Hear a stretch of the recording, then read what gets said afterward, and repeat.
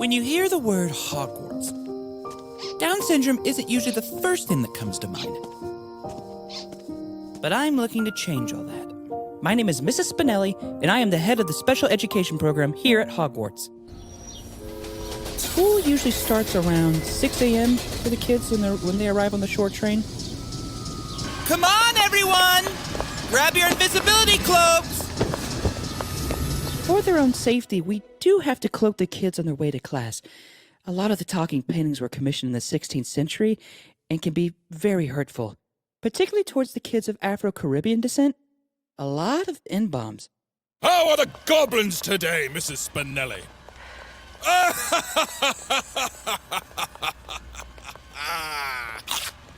Hey! Stop eating my world, you little monster! Jeremy! The work set by the school for the kids can be a little, humble. You know, for example, if a potion class requires 16 crushed beetles or 3 tongueless toads, they'll often put our children to work on that.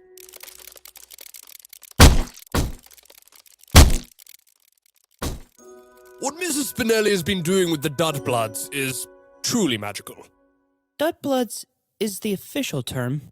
I personally find it somewhat antiquated, but progress in the wizarding world is rarely made overnight. I'm pretty sure we're going to get that changed soon, though.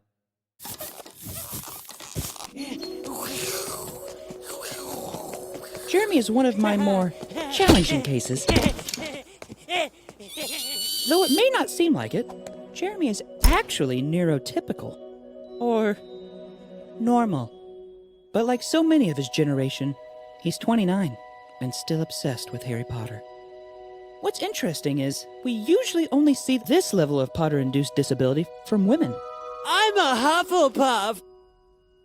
Muggles aren't technically allowed in Hogwarts, but when I saw Jeremy getting a Deathly Hallows tattoo, I knew he needed saving.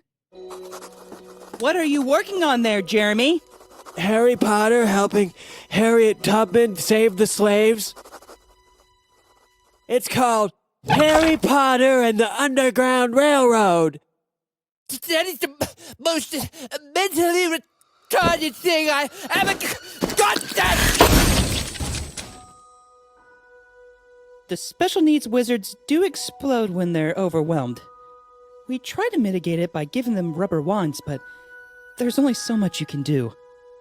We used to lose 1 or 2 students a year, but since Jeremy has been with us, it's gone up to 3 or 4 a month.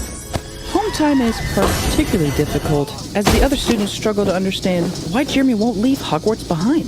You think kids raised on Harry Potter and Hunger Games are just gonna give up? Silly adult. It is my job to hold out hope for these kids when no one else does. But sometimes for kids like Jeremy, there's really only one solution.